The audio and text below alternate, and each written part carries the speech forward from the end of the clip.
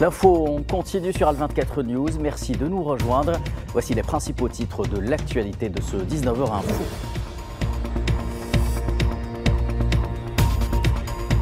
Malgré la trêve qui prévoit à Gaza, le bilan des victimes ne cesse de s'alourdir. Il atteint ce soir les 47 417 martyrs et 111 571 blessés, alors que l'Algérie se jette de tout son poids dans la bataille pour sauver l'UNRWA des griffes de l'entité sioniste.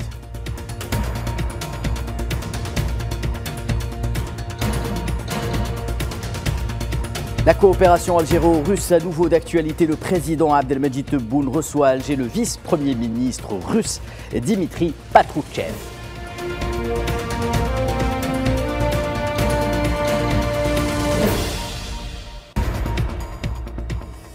Coopération entre l'Algérie et l'OTAN. Le ministre des Affaires étrangères algérien Ahmed Attaf reçoit le secrétaire adjoint de l'Alliance de l'Atlantique Nord, Javier Colomina.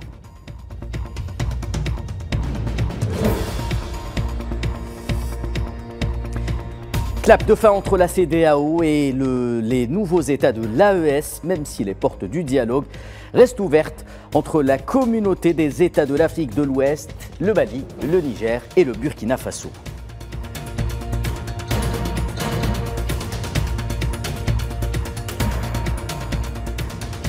Madame, Monsieur, bonsoir. Avant de développer l'actualité du jour, faisons le point, comme chaque soir, sur le bilan des victimes du génocide sioniste à Gaza. En effet, et malgré la trêve en vigueur, il s'agit d'un bilan qui ne cesse de s'alourdir.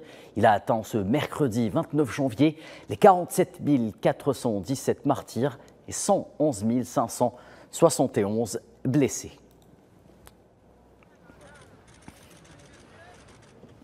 Et cette trêve est synonyme pour beaucoup de Palestiniens à Gaza d'un retour au bercail. Les centaines de milliers de déplacés qui ont fui leur maison vers le sud de l'enclave palestinienne sous peine d'être massacrés par les bombardements de l'armée d'occupation reprennent depuis quelques jours le chemin inverse, direction le nord de Gaza, car l'attachement à la terre est intact. Plus de 376 000 Palestiniens sont rentrés dans le nord de la bande de Gaza entre lundi matin et mardi midi.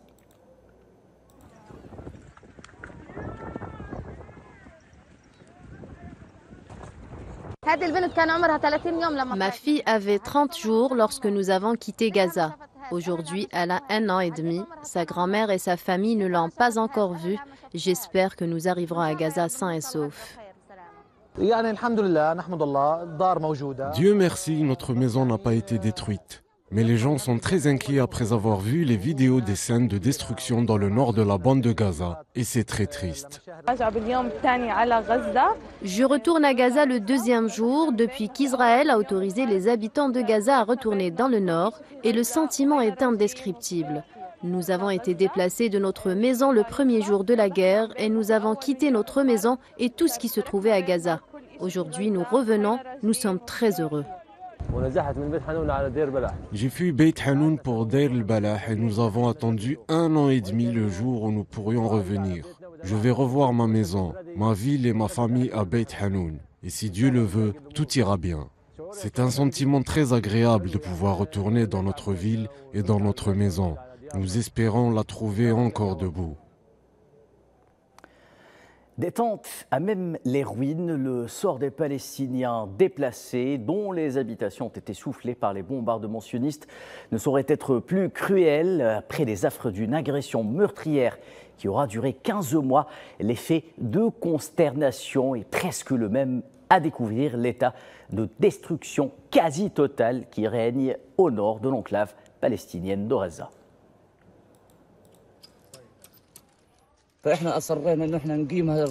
Nous avons insisté pour déblayer ces décombres et monter une tente, même si c'est sur les décombres. Parce que le fait de me retrouver dans ma maison pourrait me donner l'espoir d'une vie meilleure, meilleure que celle d'un déplacé et de ce que nous avons été témoins là-bas. Assez de guerre et de destruction. Nous, les habitants de Gaza, sommes exposés à une guerre dévastatrice tous les 3 ou 4 ans. Et nous disons que cela suffit. Nous sommes un peuple qui mérite la vie. Assez des guerres et des destructions. J'ai été déplacé dans le sud. Hier, je suis parti à 7 h du matin et je suis arrivé au coucher du soleil. Avec ma femme et mes enfants, nous sommes 6 personnes. Je suis revenu en pensant que ma maison était encore debout, mais je me suis rendu compte qu'elle avait été détruite. Je suis en train de monter une tente afin de pouvoir y vivre avec ma femme et mes enfants. Je suis déterminée à monter ma tente sur les ruines de ma maison. Et pendant toute la période où j'ai été déplacée, je n'ai cessé de répéter et que je planterai ma tente sur les ruines de ma maison. En effet, je plante maintenant ma tente sur les décombres de ma maison et malgré tout, nous resterons un peuple résilient. Mon père est mort et nous n'avons pas d'autre abri que cette zone. Toute cette zone est celle où vivait la famille Hassouna. Je n'ai pas de famille ailleurs chez qui aller et rester. Il n'y a pas de tente ou quoi que ce soit d'autre. Je vais essayer de construire quelque chose avec les décombres pour pouvoir vivre. Je vous en parlais tantôt en titre, l'UNRWA, une nouvelle fois dans le viseur de l'entité sioniste. Depuis le Conseil de sécurité, l'Algérie prévient que l'arrêt des activités de cette agence onusienne équivaudrait à une condamnation à mort des Palestiniens. Son rôle vital auprès des réfugiés est aujourd'hui plus que jamais menacé. Asma Laïd. Par le biais de son représentant permanent auprès des Nations Unies, Ammar Benjama, l'Algérie a affirmé mardi que l'arrêt des opérations de l'Office de secours et de travaux des Nations Unies pour les réfugiés de Palestine équivaut à une condamnation à mort des Palestiniens, notamment les réfugiés, appelant à une enquête indépendante et approfondie sur les allégations de l'entité sioniste contre l'agence onusienne. L'UNRWA continue de faire face à de graves attaques et allégations. L'Algérie est d'avis que toute allégation de cette nature devrait faire l'objet d'une enquête indépendante et minutieuse. Nous ne pouvons laisser de fausses allégations miner le rôle essentiel de l'UNRWA pour des vies de millions de Palestiniennes. Soulignant le rôle vital de l'UNRWA, le diplomate algérien a qualifié son personnel de héros en mettant quotidiennement leur vie en péril à Gaza. Ces héros, et je répète, de véritables héros, risquent leur vie au quotidien. Et de manière tragique, Gaza est devenu le conflit le plus mortel pour les travailleurs humanitaires. Il en va de notre responsabilité en tant que communauté internationale de les protéger. Benjama a ajouté que l'agence onusienne était l'épine dorsale de la réponse humanitaire et que son rôle demeurait essentiel, même avec le cessez-le-feu mettant en garde que l'arrêt des opérations de l'UNRWA signifiait une condamnation à mort pour les Palestiniens. L'UNRWA est l'épine dorsale de la riposte humanitaire et son rôle continue d'être essentiel dans un contexte de cessez-le-feu, alors que les efforts se poursuivent en vue de répondre aux besoins urgents de la population palestinienne. Pour les Palestiniens, pour la communauté humanitaire, ainsi que pour la communauté internationale, l'UNRWA est irremplaçable. En tant que membre non permanent du Conseil de sécurité de l'ONU, l'Algérie continue de faire entendre sa voix, celle d'un défenseur inflexible des causes justes, notamment celle du peuple palestinien. Le porte-parole de la présidence palestinienne, Nabil Abou Roudaïna, a condamné l'intention de l'occupation sioniste de mettre un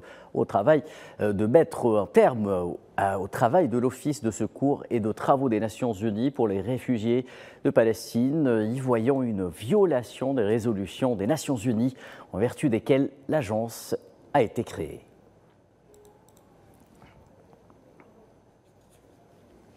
Et de son côté, le commissaire général de l'Agence des Nations Unies pour les réfugiés palestiniens, UNRWA, Philippe Lazzarini, a mis en garde mardi que l'interdiction par l'entité sioniste des travaux de l'agence onusienne à Al-Quds occupée mettrait en péril le cessez-le-feu en vigueur à Gaza après plus de 15 mois d'agression sioniste dévastatrice.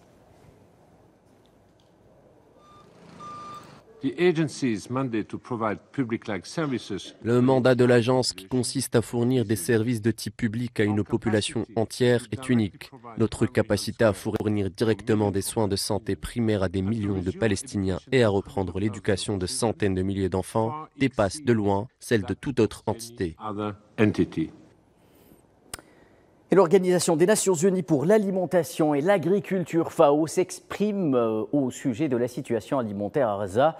La FAO considère que le cessez-le-feu est la première étape vers l'acheminement de l'aide d'urgence et la reconstruction de la production alimentaire locale dans la bande de Gaza, où plus de 2 millions de personnes, rappelons-le, ont besoin d'une aide d'urgence en raison de l'effondrement de la production agricole, selon l'organisation onusienne.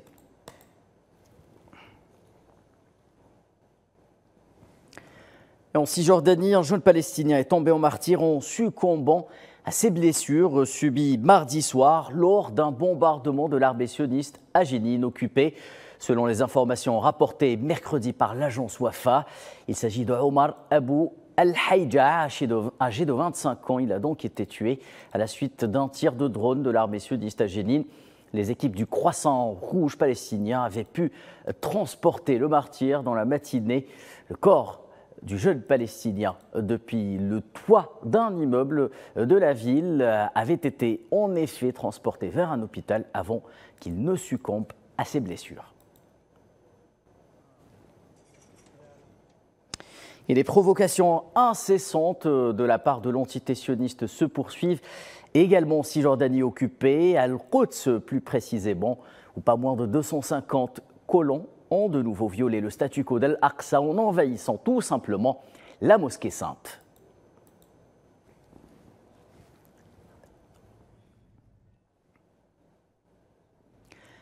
L'actualité se poursuit en Afrique.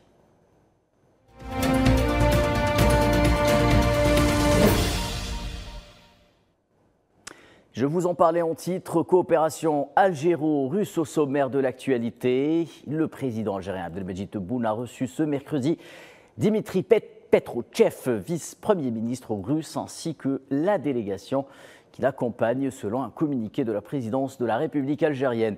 L'audience s'est déroulée au palais d'Al Mouradia en présence du directeur de cabinet à la présidence de la République, Boualem Boualem, du ministre de l'Agriculture, du Développement rural et de la Pêche, Youssef Chorfa, ainsi que l'ambassadeur d'Algérie aussi, Boumediene Guenned. L'Algérie et la Russie entretiennent des relations bilatérales jugées positives, marquées par une coopération étroite dans plusieurs domaines d'intérêt commun. La 12e session de la commission intergouvernementale mixte de coopération économique, commerciale, scientifique et technique permettra d'approfondir ce partenariat et d'ouvrir de nouvelles perspectives. C'est un sujet signé Iben Merad et Mohamed Wali Ben Chaban. Dans un contexte favorable, l'Algérie et la Russie s'engagent à renforcer leur partenariat et à élargir leur coopération dans plusieurs domaines d'intérêt commun. La réunion préparatoire à la 12e session de la commission intergouvernementale mixte, prévue demain à Alger, constituera une opportunité pour consolider ces relations et diversifier les échanges économiques, commerciaux et techniques. Cette dynamique devrait se matérialiser par la déclaration de partenariat stratégique approfondi signée par les présidents des deux pays lors de la visite officielle du président Abdelmadjid Tebboune en Russie en juin 2023. Cet accord marque une étape majeure dans l'évolution des relations algéro-russes, leur conférant une nouvelle dimension stratégique. Les relations entre l'Algérie et la Russie reposent sur un socle historique solide, caractérisé par une coopération étroite dans les domaines politiques, économiques, militaires, énergétiques et agricoles. Alger et Moscou affirment leur volonté de renforcer leur coopération à plusieurs niveaux. Au-delà des échanges traditionnels, les entreprises russes sont invitées à investir en Algérie et à tirer parti des opportunités qu'offre la nouvelle loi sur l'investissement, ainsi que des mesures incitatives prises par les autorités afin d'encourager les investissements étrangers directs pour explorer de nouveaux axes de collaboration.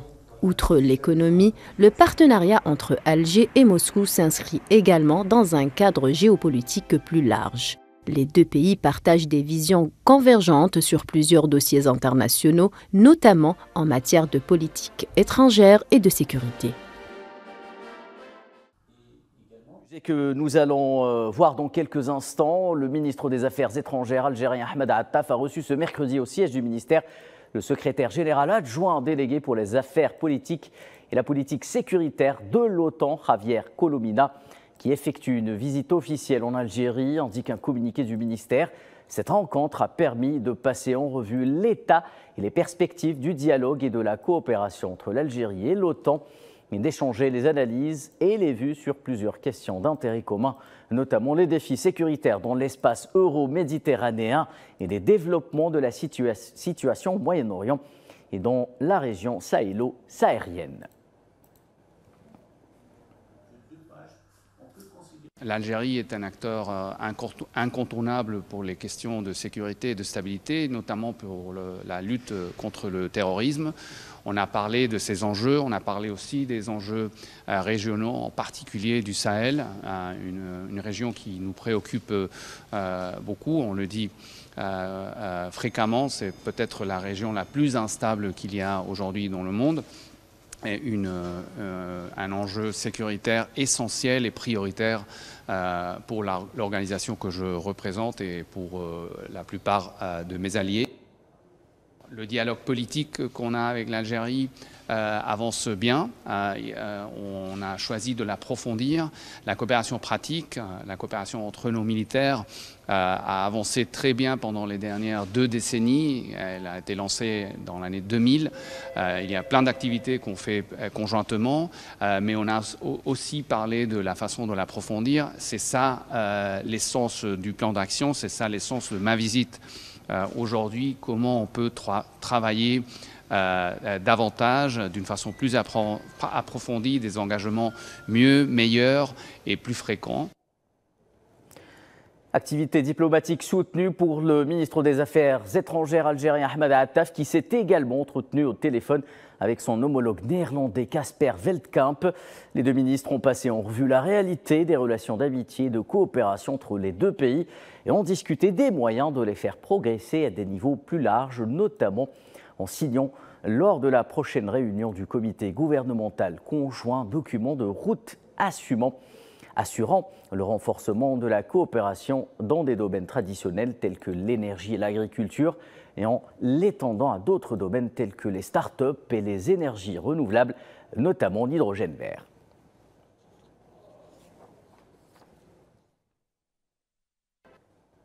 L'actualité algéro-africaine au menu ce soir également, le ministre de la Communication algérien Mohamed Meziane, en sa qualité d'envoyé spécial du président Abdelmadjid Tebboune, a été reçu aujourd'hui, mercredi, à Malabo, par le président de Guinée équatoriale, Teodoro Obiang. Au cours de cette rencontre, le ministre algérien a remis un message écrit du président Abdelmadjid Tebboune à son homologue de Guinée équatoriale, lui transmettant les salutations fraternelles du président de la République et de son aspiration à renforcer les liens de coopération. La rencontre a également constitué l'occasion d'échanger les points de vue sur la réalité et les perspectives des relations de coopération entre les deux pays, ainsi que de passer en revue les analyses concernant les moyens de les renforcer conformément aux visions partagées du président Abdelmadjid Tebboune et de son homologue, le président Teodoro Obiang.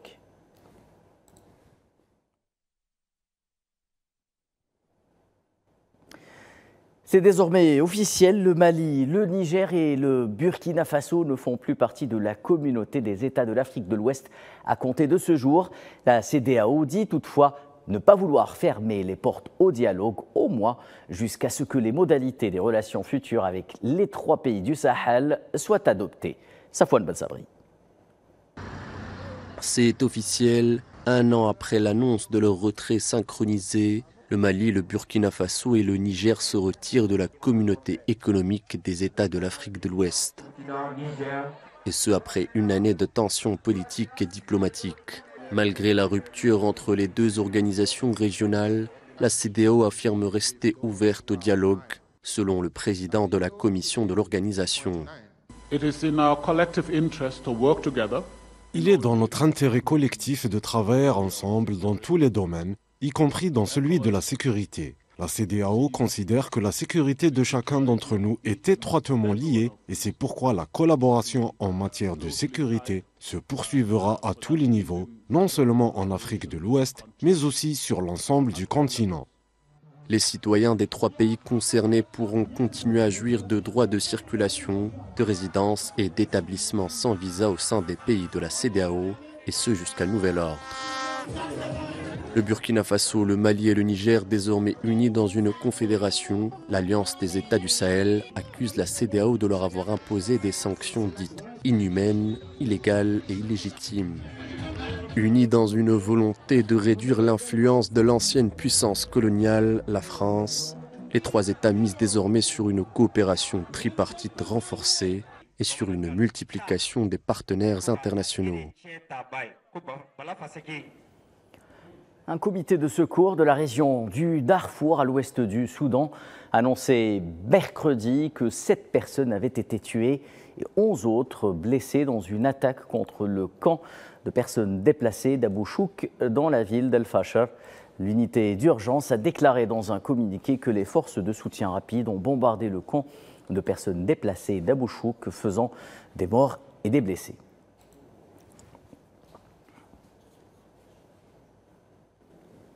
L'armée somalienne a neutralisé mardi 16 terroristes du groupe Al-Shabaab lors d'une opération menée dans la région de Iran. Selon l'agence de presse somalienne SONA, l'armée et les forces locales ont mené une opération de grande envergure dans cette région afin de repousser le groupe terroriste affilié à Al-Qaïda.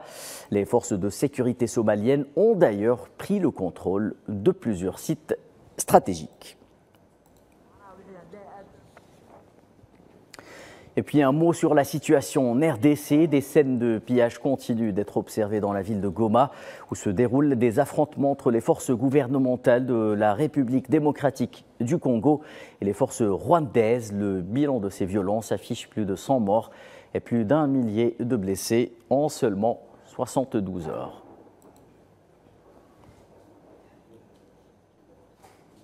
Allez, direction la France. Serait-il la provocation de trop?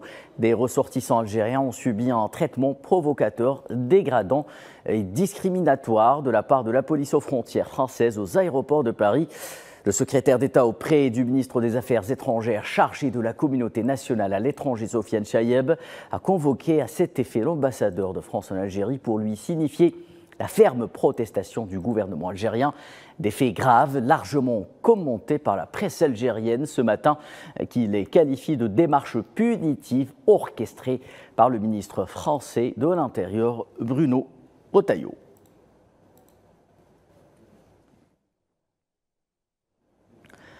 Ce sera donc le dossier du jour et nous en parlons dans l'invité du 19h.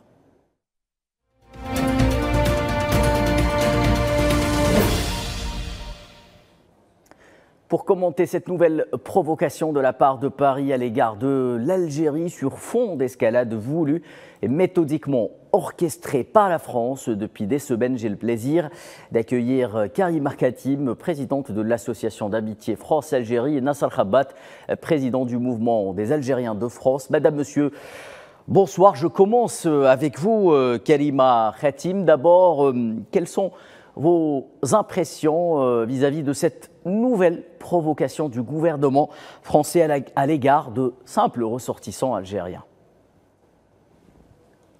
Tout d'abord, bonsoir. Au niveau de l'association, c'est la Fédération franco-algérienne de consolidation et du renouveau. Merci. Et effectivement, nous, au sein de l'association, on a eu énormément de témoignages des personnes, des familles qui ont été souvent maltraitées dans les aéroports de Roissy et d'Orly. On trouve cela inadmissible. On a clairement ce manque, le manque de cette notion de culture d'État au sein des politiques français et la bassesse de l'action politique, un discours totalement populiste qui fracture de plus en plus la France et les Français dans sa diversité. C'est une guerre continue de l'extrême droite qui vise tout droit les Algériens qui sont touchés directement dans leur identité. Mais j'ai envie de vous dire qu'on est une génération qui ne lâche rien. une génération de franco-algériens, 100% français, 100% algériens, n'en déplaise à l'extrême droite. Et ces amateurs politiques, je peux citer comme M. Retailleau, ministre de l'Intérieur, qui s'amuse à s'ingérer à l'extérieur, qui amplifie ce climat destructeur, qui atteint l'intégrité clairement de toutes ces familles établies en France, tout en retweetant des tweets, des pseudo-lanceurs d'alerte ou des pseudo-opposants de l'Algérie, comme on peut citer Monsieur Chaoukli Benzahara, qui s'amuse un coup à alerter la France, un coup à insulter la France. C'est d'une bassesse. Voilà, les politiques français ont atteint la bassesse et son paroxysme. Maintenant, on utilise des TikTokers. Mais tout ça pour vous dire que les Algériens sont attaqués de plein fouet dans leur identité, dans leur culture, dans leur appartenance. Et ne nous laisserons pas faire. Tout simplement. Et qu'on est en 2025 et on n'a pas besoin de nous renvoyer en 1962. Merci Kalima Khatim, restez avec nous. De votre côté, Nasser Khabat, président du mouvement des Algériens de France, quelle est votre réaction à cette nouvelle provocation de la part de Paris ?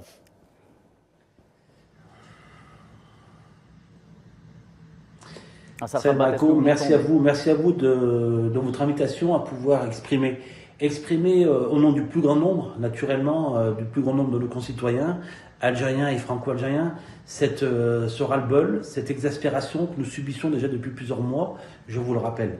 Nous sommes servis tous les jours par des radios, par des journaux et par des chaînes en continu d'un débat stérile sur les Algéries, les Algériens, les institutions algériennes. Et ceci, je vous le dis à votre antenne, et c'est fatigant. Car effectivement, la communauté des Algériens que nous représentons ici en France, pour rappel de plusieurs millions, est fatiguée de cette stigmatisation permanente. Et nous avons traversé depuis quelques jours un nouveau cap. Le cap d'un traitement arbitraire, d'un traitement stigmatisant et d'un traitement finalement algérophobe, j'oserais dire, à travers les aéroports de Roissy et d'Orly. En effet, la police aux frontières, qui d'une manière arbitraire fait attendre longuement dans les files d'attente et des contrôles poussés uniquement la communauté des Algériens. C'est honteux. C'est honteux pour la République, c'est honteux pour les principes d'un pays des droits de l'homme, et c'est surtout honteux pour les valeurs morales qu'incarne la République française à travers sa constitution. Je crois qu'aujourd'hui, nous, communauté des Algériens et franco-algériens, sommes exaspérés, je me répète volontairement, et fatigués de cette situation. Et nous souhaitons qu'au plus haut niveau d'État français, en l'occurrence le président Macron, rappelle son ministre de l'Intérieur et lui rappelle les règles élémentaires de la République et du vivre ensemble dans une République apaisée. Merci Nasser Khabat. Restez avec nous. Kalima Khatim, de telles pratiques ne sauraient être tolérées par l'Algérie. Elle l'a bien exprimé via le communiqué du ministère des Affaires étrangères. Elles sont aux antipodes des principes de l'État de droit, vous en conviendrez. Comment expliquer ce soir que Paris se laisse aller à de tels procédés qui nous rappellent, malgré nous, les sombres années, les sombres heures de la colonisation française en Algérie ?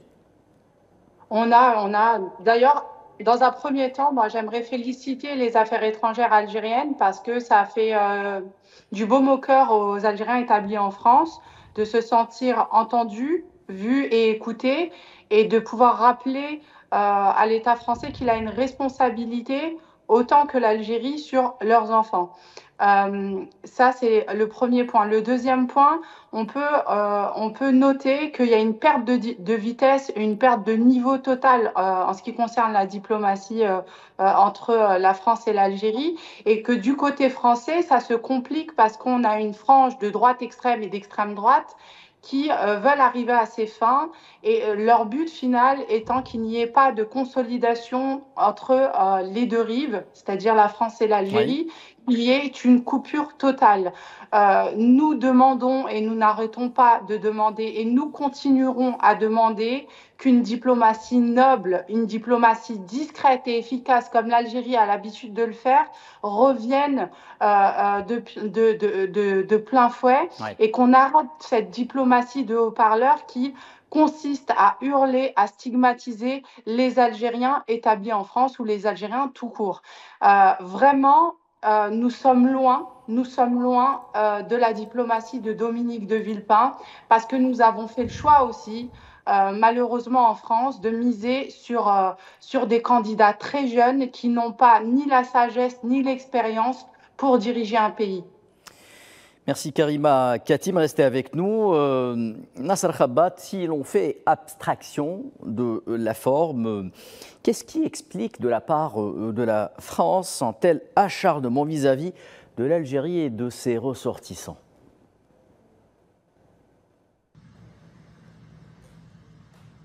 Nasser Khabat.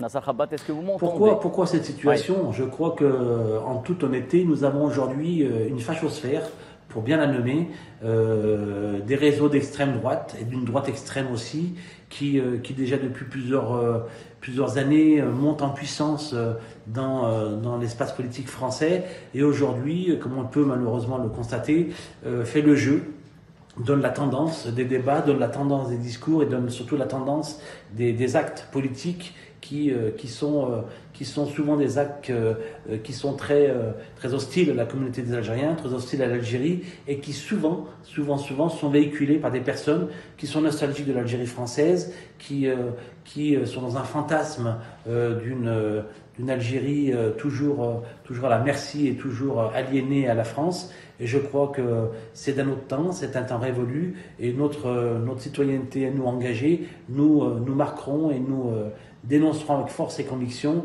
que cette situation doit s'arrêter et doit cesser. Merci.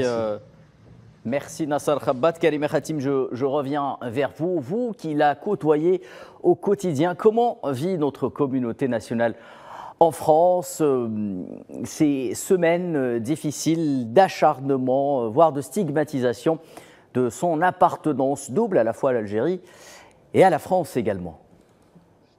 Ils la vivent très très mal. Faut savoir qu'en France, on a quand même une élite. On a des Algériens qui sont très bien intégrés, qui font partie de ce tissu social. On a des médecins, des avocats, des ingénieurs qui ont toujours respecté les lois de la République française, qui ont toujours joué le jeu.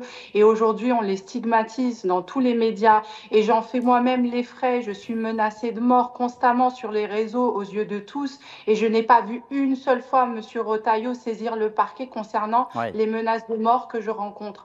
Et justement, c'est ce sentiment d'insécurité, ce sentiment où on a l'impression de diaboliser ces Algériens qui, soi-disant, d'après les médias, sont biberonnés à la haine, mais on a beau leur répéter que l'Algérie a combattu le colonialisme, elle ne combat pas les Français, mais force est de constater que l'extrême droite se permet de déverser son discours haineux, de le propager au plus grand nombre afin d'isoler, d'étouffer et de stigmatiser les Algériens.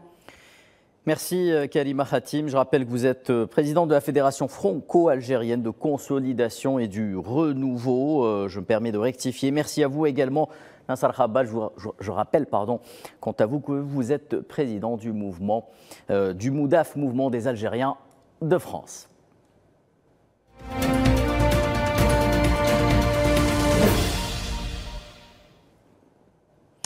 Nous restons en France après le tollé suscité par les déclarations choc du Premier ministre François Bayrou au sujet de l'immigration. Le gouvernement français appelle les socialistes à ne pas, je cite, prendre le budget en otage. Un appel qui survient après des réactions en cascade exprimées par la gauche française. Le Parti socialiste n'a pas caché sa consternation vis-à-vis de ces déclarations considérées comme un appel du pied en direction du Rassemblement national à travers un alignement du gouvernement sur ses thèses et ses théories les plus racistes ciblant les émigrés. Je veux vous dire qu'à ce stade, les négociations sont en cours. Les membres de la commission mixte paritaire sont en train de discuter. Et nous souhaitons qu'il n'y ait aucune prise d'otage de quelque nature que ce soit sur le budget et l'adoption du budget pour la France. C'est le sujet numéro 1 pour notre pays. Nous devons véritablement aboutir à une CMP positive et les négociations sont en cours aujourd'hui. France toujours, quelques 1000 personnes ont été évacuées depuis dimanche en Bretagne, région de l'ouest de la France, et qui connaît des inondations sans précédent depuis 40 ans après le passage de la dépression Herminia, avec des niveaux de crue proches des seuils historiques attendus sur certains cours d'eau. Après le passage de la tempête, la dépression Ivo va amener mercredi son lot de fortes pluies avec des cumuls de 15 à 30 mm, voire 40 mm par endroit sur la Bretagne et la basse Normandie et les pays de la Loire dans un contexte de sol déjà saturé, a expliqué en effet aujourd'hui l'agence publique Météo France. En fait, la difficulté, c'est de sortir les personnes puisque beaucoup en fait, attendent le moment critique de ne plus avoir d'électricité. Ils essayent de rester au maximum avec notamment leurs animaux de compagnie et puis rester dans les conditions qui sont encore favorables. Mais souvent, dès lors que l'électricité coupe, plus de chauffage, plus de lumière, et là, les gens commencent à paniquer davantage. Donc on essaye d'anticiper cette phase. Là, on risque d'avoir une coupure de courant, donc je préfère partir avant que je puisse plus avoir accès à de l'électricité, chauffage, même pour la cuisine, m'alimenter, tout ça. Et d'être bloqué chez moi en fait définitivement pour plusieurs jours voire une semaine. Ce matin il n'y avait pas de l'eau au pied de la porte et là il y a une bonne dizaine de centimètres donc c'est un peu effrayant sur les prochaines heures. On ne sait pas ce qui va se passer. Depuis la France, direction l'Outre-Manche, le gouvernement travailliste britannique soutient le projet d'une 3e piste d'atterrissage à l'aéroport londonien d'Heathrow. Très fréquenté, la ministre des Finances Rachel Reeves affirmant que cela contribuerait à la croissance de l'économie tout en respectant les objectifs en matière de climat.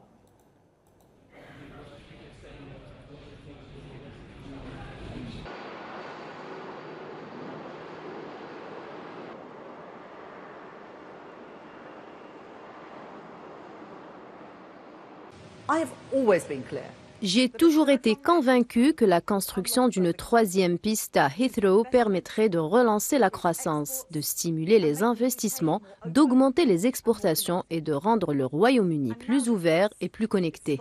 Aujourd'hui, les arguments sont plus forts que jamais car nos réformes économiques telles que l'accélération du système de planification et nos projets de modernisation de l'espace aérien britannique signifient que la réalisation de ce projet est désormais en bonne voie. Je peux donc confirmer qu'aujourd'hui, le gouvernement soutient la construction d'une 3e piste à Heathrow et qu'il invite à présenter des propositions d'ici l'été. Nous restons en Europe où la présidente de la Commission européenne, Ursula von der Leyen, présentait sa feuille de route sur la compétitivité pour les 5 prochaines années.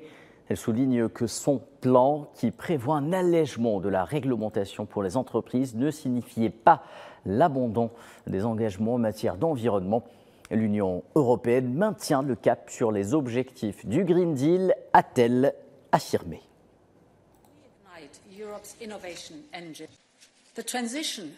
La transition vers une économie décarbonée est essentielle pour la prospérité. Je tiens à être très clair. L'Union européenne maintient sans conteste le cap sur les objectifs du Green Deal. Et le poids de la prochaine législative anticipée pèse de tout son poids sur le paysage politique en Allemagne. Dans un contexte de crise économique, le pays tente coûte que coûte de trouver des solutions à une situation qui perdure depuis 5 ans. Une alliance envisagée entre les conservateurs allemands et l'extrême droite pour durcir la politique migratoire du pays à un mois de l'élection serait une erreur impardonnable, dixit le chancelier allemand Olaf Scholz.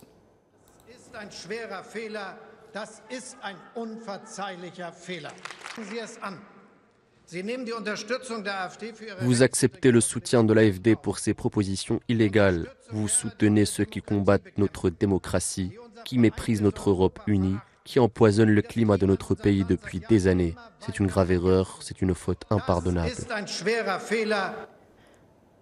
Et depuis l'Europe, direction l'outre-Atlantique, les États-Unis, sous l'impulsion des nouvelles mesures introduites par Donald Trump. Le secrétaire d'État américain Marco Rubio a élargi mardi les exemptions prévues dans le cadre d'un gel général de l'aide étrangère des États-Unis, gel qui touchera le Maroc en assurant que des aides d'urgence en matière d'abri ou de médicaments continueraient à être financées. Dès son entrée en fonction, rappelons-le, la semaine dernière, le président américain Donald Trump a pour rappel ordonné une pause de 90 jours afin de réexaminer l'aide fournie par les États-Unis à un certain nombre de pays.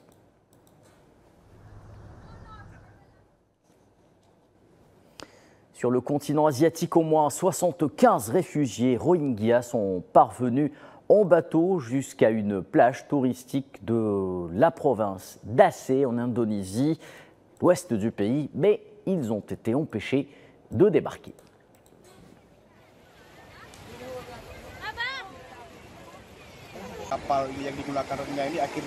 Le bateau utilisé par les Rohingyas a été emporté par la mer et a fini par atteindre la plage.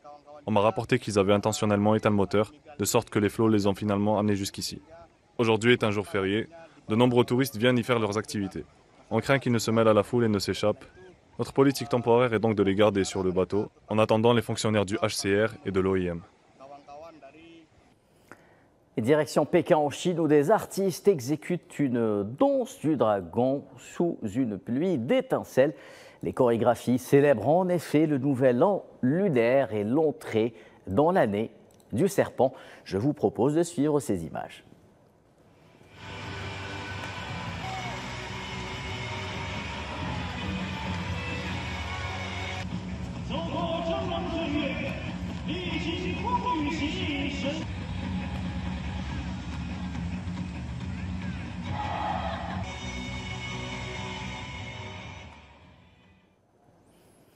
Et des centaines d'Indonésiens d'origine chinoise affluent dans les temples de Bogor, dans la province de Java Ouest, pour prier et faire des offrandes à l'occasion du nouvel an lunaire. À noter que des fortes pluies se sont abattues sur de nombreuses villes d'Indonésie, obligeant une partie de la communauté chinoise à annuler les célébrations de l'année du serpent.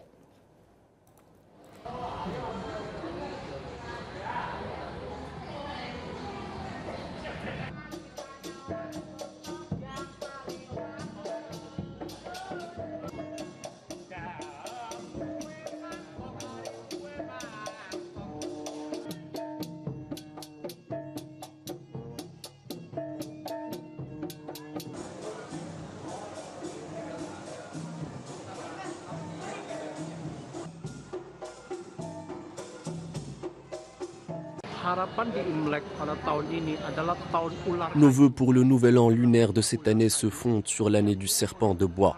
Cette année est empreinte d'humilité et nos souhaits ne sont donc pas grandioses. Nous souhaitons simplement être protégés des maladies et des dangers afin que notre pays soit pacifique et prospère. Nous espérons qu'une pandémie telle que celle du Covid ne se reproduira jamais. Nous pouvons être à l'abri de tout type de catastrophe. Notre pays bien-aimé, l'Indonésie, est donc protégé et béni par le Dieu Tout-Puissant. Tels sont les humbles souhaits que nous formulons aujourd'hui à l'occasion de la célébration du Nouvel An lunaire. Bien entendu, nous prions également pour nos familles, nos communautés et ainsi que pour notre nation et notre pays. Retour en Europe pour parler effets climatiques. La capitale grecque, Athènes, se réveillait ce matin dans le brouillard, un phénomène rare que les météorologues ont attribué à la hausse des températures et à la faiblesse des vents du sud qui atteignent la capitale de l'ancienne cité mythique.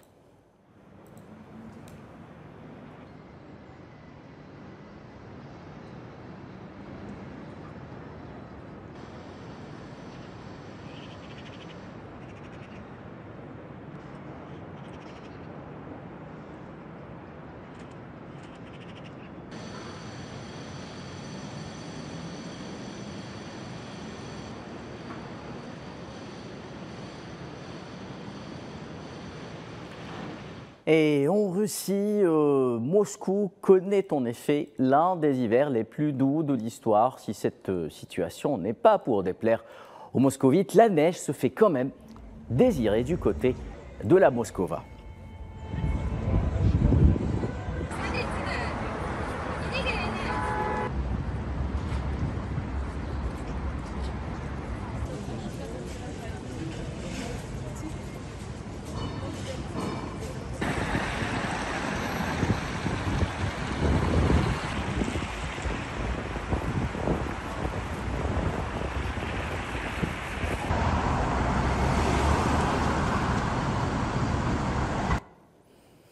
Information de dernière minute avant de refermer ce journal. Nouveau rebondissement dans l'affaire Doualem Naman, l'influenceur algérien plus connu sous le pseudo de Doualem. La justice française a suspendu ce mercredi son expulsion vers l'Algérie au motif que la procédure d'urgence utilisée par le ministre de l'Intérieur Bruno Retailleau n'était selon lui pas justifiée. Un référé suspension sur l'arrêté d'expulsion avait été déposé pour rappel par les avocats de cet homme de 59 ans.